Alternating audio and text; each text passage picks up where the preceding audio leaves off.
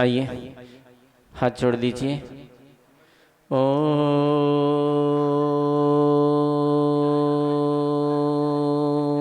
नमः सिद्धिभ्यः।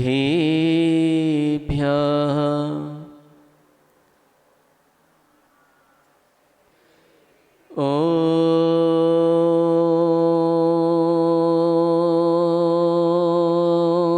नमः सिद्धिभ्यः।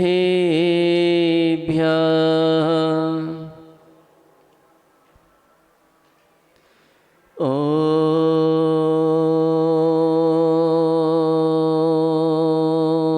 नमः सिद्धिभ्यः।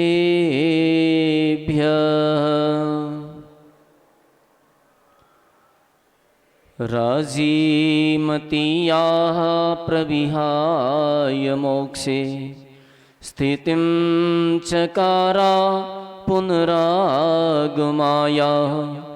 सर्वेषु जीवेषु दया दधानस्तं नेमिनाथं प्रणमामि भक्त्या। गुरवः पान्तु नो नित्यं ज्ञानदर्शननायकाः। चरित्रार्णवगम्भीरा मोक्षमार्गोपदेशकाः। सरस्वती नमस्तुभ्यं वरदे कामरूपिणि। प्रवचनारम्भं करिष्यामि सिद्धिर्भवतु मे सदा। सिद्धिर्भवतु मे सदा। सिद्धिर्भवतु मे सदा। बोले अनंतानंत सिद्ध परमेष्टि भगवान की। बोले देवादिदेव श्री नेमिनाथ भगवान की। बोले देवादिदेव श्री पारसनाथ भगवान की जय। बोले देवादिदेव श्री महावीर भगवान की जय। परम पूजनीय संत श्रोमणी सूर्य गच्छाचार्य भगवान गुरुवर श्री विराग सागर जी गुरुदेव की जय। परम पूजनीय उच्चारणाचार्य भगवान गुरुवर श्री विनम्र सागर जी गुरुदेव की जय। ढाई दीप में विराजमान 3 कम 9 करोड़ मुनि महाराजों की जय। अहिंसामयी जैन धर्म की जय। मुनि संघ की, आर्यका संघ की। यद्यपि यहाँ पर पूज्य गुरुदेव विराजमान हैं और उनके समक्ष बोलना छोटे लोगों को यद्यपि शोभा नहीं देता, शोभा को प्राप्त नहीं होते, फिर भी पूज्य गुरुदेव की आज्ञा और उसको सिरोधार्य करते हुए उनके चरणों में जो कुछ भी रह के सीखा है उसी में से कुछ कहने का प्रयास करता हूँ। यदि आपको अच्छा लगे वह पूज्य गुरुदेव का समझना, खराब लगे उसे हमारा समझ लेना। आचार्य कुंद कुंद स्वामी कहते हैं नानम नरस सारो सारो भी होय सम्मतम सम्मताओ चरणा चरण सहन बाणम। अर्थात यदि आपसे पूछा जाए कि मनुष्य जीवन का सार क्या है, प्रमोद जी मनुष्य जीवन का सार क्या है? बोले खूब धन कमाना, खूब पैसा कमाना, बड़े बड़े मकान बना लेना, बड़े बड़े शोरूम बना लेना, बड़ी बड़ी दुकानें खोल लेना। क्या ये मनुष्य जीवन का सार है? क्या यही सार है? आप लोगों को देखते हुए तो यही लगता है कि मनुष्य जीवन का यही सार है, क्योंकि आज अधिकतर लोग धन के ही पीछे पड़े हैं, धन के पीछे पड़े हैं। धन की बात आ जाए तो हो सकता है कि रात भर नींद न आए। कोई आपसे कह दे कि लाल घाटी चौराहे पर एक ट्रक आया है और उस ट्रक में सोना भरा हुआ है, प्रमोद जी सोना भरा हुआ है, और उस सोने को वहां से वितरित किया जा रहा है, फ्री में बांटा जा रहा है। शाम को आपके पास अनाउंसमेंट हो जाए और प्रातःकालीन 4 बजे से सोना वितरित होगा, तो प्रमोद जी सबसे पहले कितने बजे उठोगे सो के? विचार कीजिए। बोले हम सोएंगे ही नहीं, सोएंगे ही नहीं, हम तो नींद ही नहीं आएगी। और 4 बजे तो छोड़ो, वहां पर 12 बजे से पहुंच जाएंगे, सबसे पहले हमारा नंबर आ जाएगा। काय के लिए? मात्र धन प्राप्त करने के लिए। सार नहीं है वो। सार क्या है?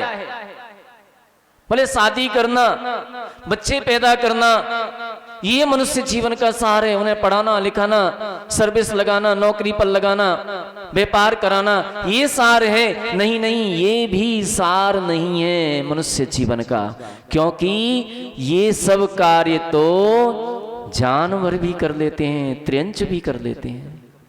त्रियंचों ने भी जन्म लिया, बड़े हुए, खाया पिया, बच्चे पैदा किए और आखिर में मर गए। आप लोगों ने भी वही कार्य किया। दोनों में क्या अंतर है? दोनों ने सार को प्राप्त नहीं कर पाए। तब आचार्य भगवान कुंद कुंद स्वामी कहते हैं कि नाणम नरस सारो, मनुष्य जीवन का सार यदि कुछ है तो ज्ञान है। मनुष्य जीवन का सार क्या है? ज्ञान है। क्योंकि चारों गतियों में देख लीजिए, चारों गतियों में दृष्टि डाल लीजिए, अगर कोई सार को प्राप्त कर सकता है, कोई ज्ञान को प्राप्त कर सकता है, तो वह एकमात्र मनुष्य गति है जिसमें ज्ञान की पूर्णता हो सकती है। अन्यथा ऐसी कोई भी गति नहीं है, चाहे देव गति हो, चाहे नरक गति हो, चाहे त्रियंच गति हो, सार को प्राप्त नहीं कर सकता। क्योंकि कौन सा सार? अब उन्होंने कह दिया, बोले नानम नरस सारो, ज्ञान मनुष्य जीवन का सार है। अब कौन सा ज्ञान मनुष्य जीवन का सार है? बोले हमने तो खूब पढ़ाई कर ली, एमएससी कर ली, हमने सार प्राप्त कर लिया, एमकॉम कर ली, बोले सार मिल गया, एमबीए कर ली, बीई कर ली, एमबीबीएस कर ली, बोले सार मिल गया। नहीं नहीं, ये सार नहीं है, ये तुम्हारा सार नहीं है, मनुष्य जीवन का सार नहीं है। तब उन्होंने कहा नानम नरस सारो, सारो भी होई सम्मतम, ज्ञान भी कैसा? ऐसा वैसा नहीं। बोले ज्ञान सम्यक्त्व के साथ हो, ज्ञान सम्यक ज्ञान हो, तब सार है। ये वाला ज्ञान सार नहीं है। और सम्यक ज्ञान, बोले सम्यक्त, बोले सम्यक्त भी कैसा? सम्मताओ चरणा, बोले सम्यक्त भी। अब कोई कोई बोले ठीक है, हमने खूब समय सार पढ़ लिया, जीव कांड कर्म कांड पढ़ लिया, सारे ग्रंथ पढ़ लिए, करणान योग चरणान योग द्रव्यान योग सब पढ़ लिए, लेकिन ध्यान रहे अगर उनके जीवन में चारित्र नहीं है तो वह ज्ञान भी, वह सम्यक ज्ञान भी सम्यक ज्ञान नहीं हो सकता। वह सम्यक्त भी सम्यक्त नहीं है, क्योंकि सम्यक्त की पहचान हुआ करती, जो सम्यक दृष्टि जीव होता है, जो ज्ञानी व्यक्ति होता है, उसे चारित्र धारण करने की निरंतर लगन लगी रहती है। कब मैं इन झंझटों से छूटूं, कब मैं इन संसारी झंझटों से छूटूं, कब मैं चारित्र को प्राप्त कर सकूं, ऐसी उसके अंदर लगन लगी रहती है। वही सम्यक दृष्टि है, क्योंकि सम्यक दृष्टि का एक गुण हुआ करता है, प्रसम, संवेग, अनुकंपा, आस्तिक्य, ये गुण हुआ करते हैं उसके। इसलिए संवेग का मतलब ही है संसार शरीर भोगों से वैराग्य, और जिसको वैराग्य नहीं है संसार शरीर भोगों से, वह सम्यक दृष्टि भी नहीं हो सकता। इसलिए उन्होंने कहा, आचार्य भगवान कह रहे हैं कि सम्यक ज्ञान भी कैसा? सम्यक चारित्र से सहित होना चाहिए, और जो सम्यक तो चारित्र से सहित है वही ज्ञान कार्यकारी है, वही सार है। अन्य इसके अलावा कुछ भी सार नहीं है। लेकिन हम पड़ जाते हैं छार के चक्कर में। हम क्या पकड़ लेते हैं? सार को तो छोड़ देते हैं और छार के चक्कर में पड़ जाते हैं। छार का मतलब है माने सांसारिक वस्तुओं के पीछे पड़ जाते हैं। ज्ञान को छोड़ना पड़े तो छोड़ देते हैं। आज ज्ञान की कीमत किसी को नहीं है, ज्ञान की कीमत ज्यादा नहीं है। हमारे पूज्य गुरुदेव कहा करते हैं ज्ञान की कीमत ज्यादा नहीं है, क्योंकि हमारे देश में जूते कहां बिकते हैं? जूते कहां बिकते हैं? शोरूम में। और पुस्तकें कहां बिकती हैं? फुटपाथ पे। तो ज्ञान की कहां कीमत है हमारे यहां? ज्ञान किसको चाहिए? जब भी ज्ञान की कोई चर्चा आती है, जब भी कहो अरे कर्म कांड की क्लास चल रही है, जीव कांड पढ़ाया जा रहा है, अथवा अन्य अन्य ग्रंथ पढ़ाए जा रहे हैं, तो गिनती के कितने लोग मिलेंगे? प्रवचन हो रहा है तो गिनती के कितने लोग मिलेंगे? 2, 4, 6, 10 बस। और बाकी लोग अता पता नहीं है। क्यों? क्योंकि हमें कीमत ही नहीं पता है ज्ञान की। ज्ञान की क्या कीमत है? हम और कोई भौतिक वस्तु की, कोई यहां कोई नाटक आ जाए, कोई अन्य अन्य मनोरंजक कार्यक्रम हो जाए, तो देखो ये पूरा पंडाल क्या सड़क तक भर जाएगा। और जब ज्ञान की चर्चा चलती, जब प्रवचन का समय आता है, तो गिने चुने लोग रह जाते हैं। ये ज्ञान की कीमत है हमारे यहां। लेकिन शास्त्रों में क्या कहते हैं? ज्ञान समानन आन जगत में सुख को कारण। अगर सुख चाहिए, अगर तुम्हें सुख प्राप्त करना है, तो ज्ञान के समान कोई दूसरी वस्तु सुख देने वाली नहीं है। ज्ञान के समान कोई दूसरी वस्तु सुख देने वाली नहीं है। इसलिए ज्ञान की चर्चा हो जाए, ज्ञान की बात आ जाए, जब जब आ जाए तब तब दौड़ पड़ना चाहिए। अभी तुम्हारे नगर में, भोपाल में, एक ऐसा ट्रक आया हुआ है जिसके अंदर हीरे भरे हुए हैं। सोना तो छोड़ो, क्या भरे हैं? हीरे। लेकिन हीरे की पहचान किसको होती है? हीरे की पहचान कौन कर पाता है? जौहरी ही कर पाता है। जौहरी। अब आप जौहरी बनिए और उस हीरे की पहचान कीजिए जो इनके अंदर भरे हुए हैं, जो रत्न इनके अंदर भरे हुए हैं। यहां पर मुझे लगता है कि प्रमोद जी और पूरी समाज, इनका प्रयास सफल होने वाला है, मुझे ऐसा लगता है। जी हो गया साहब, हो गया साहब। वो तो कह रहे हो गया। आपने तो उसी समय घोषणा कर दी थी आपकी। तो ऐसा प्रयास सफल होने जा रहा है। यानी 4 महीने का चातुर्मास आपको मिलने जा रहा है। और इन 4 महीनों में सिर्फ कोई चर्चा होगी तो मात्र ज्ञान की चर्चा होगी। इन 4 महीनों में कोई चर्चा होगी तो सम्यक दर्शन की चर्चा होगी। इन 4 महीनों में यदि कोई चर्चा होगी तो सिर्फ सम्यक चारित्र की चर्चा होगी। कोई तुम्हारी धन मकान बनाने की चर्चा तो होगी नहीं, इस बात को ध्यान रखिए, है ना। यहां पर ओरिजिनल माल की चर्चा होगी। जो ओरिजिनल माल है, जो वास्तव में हमें सुख देने वाला है, जो इस भव में भी सुखदायक है और अगले भव में भी सुखदायक है, ऐसे रत्नों की चर्चा, ऐसे रत्नत्रय की चर्चा इन 4 महीनों में आपको सुनने को मिलेगी। ज्ञान की चर्चा सुनने को मिलेगी। आज हम कहते हैं, वह भक्तामर के माध्यम से आज हम कहते हैं, आज लोगों की ये धारणा है कि पंचम काल में अतिशय नहीं होते, पंचम काल में चमत्कार नहीं होते, पंचम काल में मंत्रों में अतिशय नहीं है, चमत्कार नहीं है। तो उन लोगों से कह देना कि तुम्हारा कहना बिल्कुल गलत है। आज पंचम काल में भी अतिशय होते हैं, पंचम काल में भी चमत्कार होते हैं। बस चमत्कार करने की आवश्यकता है, हमारे अंदर उतनी श्रद्धा और भक्ति की आवश्यकता है। आज हम कहते हैं भक्तामर स्तोत्र, नमोकार मंत्र, ये भक्तामर स्तोत्र नमोकार मंत्र एक ऐसी जैन दर्शन की शक्तियां हैं। नमोकार मंत्र जैन दर्शन की वह शक्ति है जो प्रथम और अंतिम। अगर नमोकार मंत्र से कोई काम तुम्हारा नहीं बनाए तो अब दुनिया में कोई तुम्हारा काम बनाने वाला नहीं है। भक्तामर से कोई तुम्हारा काम नहीं बनता है तो ध्यान रखना, अब तुम्हारा काम दुनिया में कोई भी बनाने वाला नहीं है। कोई भी ऐसी शक्ति नहीं है जो तुम्हारे कार्य को सफल कर सके, क्योंकि इस भक्तामर स्तोत्र में ऐसे ऐसे शक्तिशाली रिद्धिधारी मुनि राजों की चर्चा होती है, ऐसे ऐसे मंत्रों की आराधना होती है। ऐसे मुनिराज, अगर तुम्हारी लाल घाटी में यहाँ डॉक्टर तो नहीं बैठे कोई, नहीं तो बुरा मान जाए।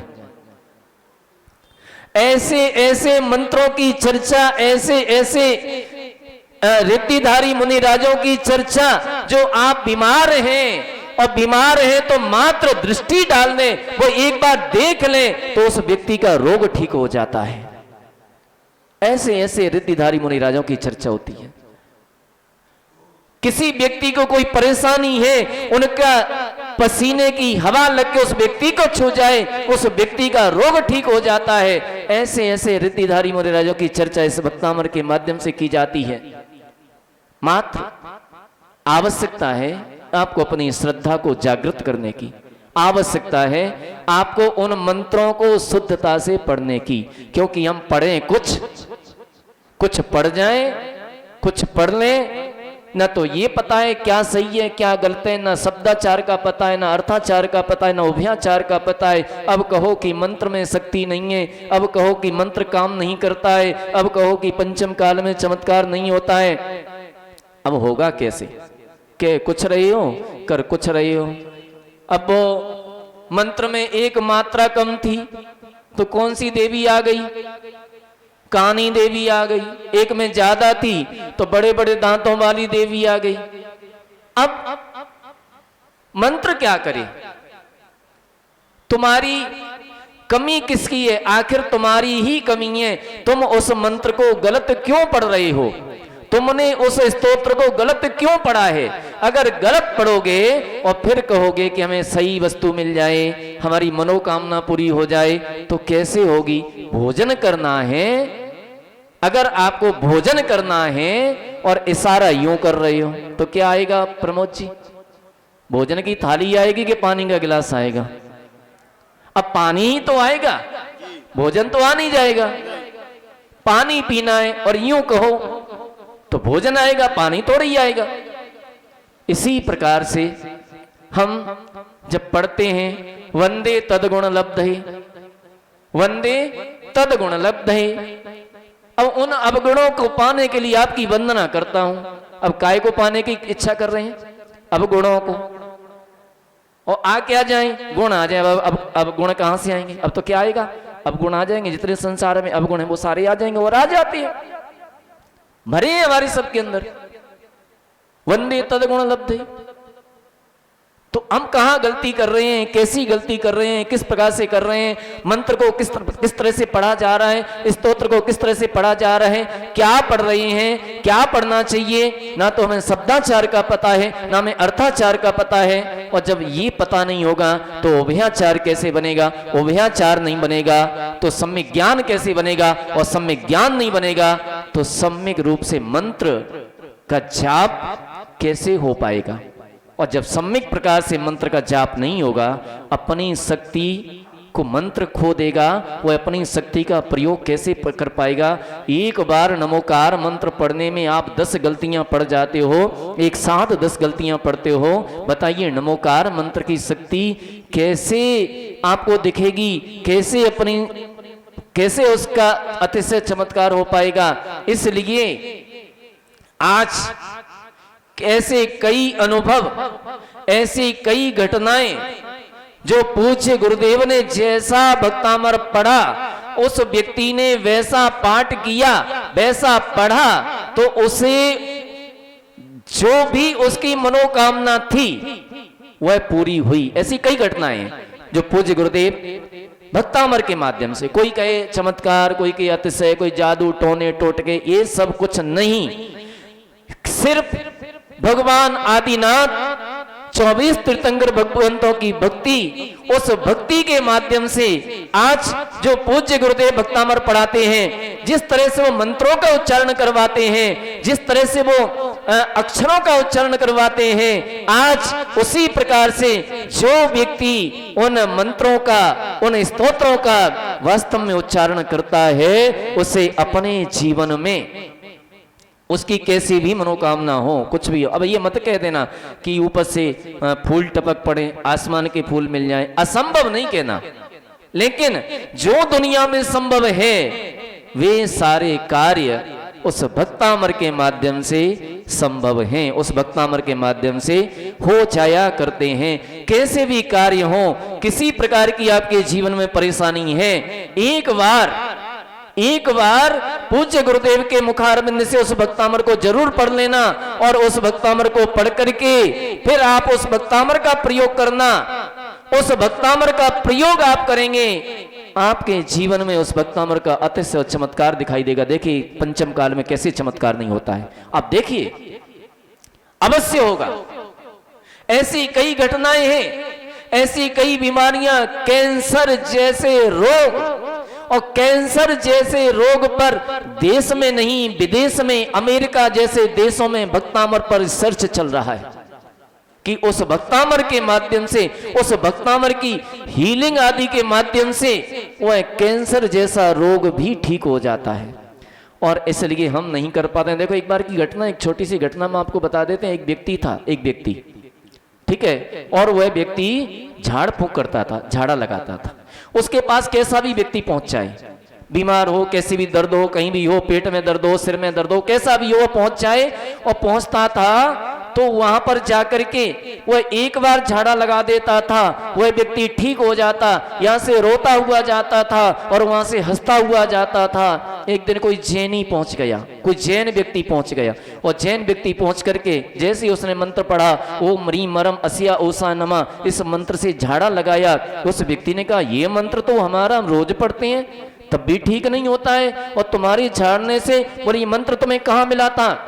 बोले ये मंत्र मुझे पढ़ा हुआ मिला था और मैंने इस मंत्र का प्रयोग किया है। इस मंत्र से कोई भी व्यक्ति आता है, कैसा भी रोगी व्यक्ति आता है, उसका ये रोग ठीक हो जाता है, वह ठीक हो जाता है और ठीक करके वो यहाँ से चला जाता है। बोले हम तो इस मंत्र को रोज पढ़ते हैं। बोले यही यंत्र है तुम्हारे पढ़ने में और हमारे पढ़ने में। हम पूर्ण श्रद्धा के साथ इस मंत्र को पढ़ करके झाड़ा लगा देते हैं, व्यक्ति ठीक हो जाता है, और तुम बिना श्रद्धा के पढ़ते रहते हो तो तुम्हें उसका चमत्कार दिखाई नहीं दे पाता है। इसलिए इसी तरह से भक्तामर अथवा कोई भी मंत्र हैं, इनको हम पूर्ण श्रद्धा भक्ति के साथ पढ़ें, समझें और समझ करके उनकी पूर्ण भक्ति के साथ उनका प्रयोग करें, तो आज भी पंचम काल में वे चमत्कार हमारे जीवन में दिखाई देते हैं। बस सम्यक होना चाहिए, सम्यक ज्ञान के साथ होना चाहिए, सम्यक्त्व के साथ होना चाहिए, तो आज भी वो चमत्कार हमारे जीवन में है। हम सभी उस भक्तामर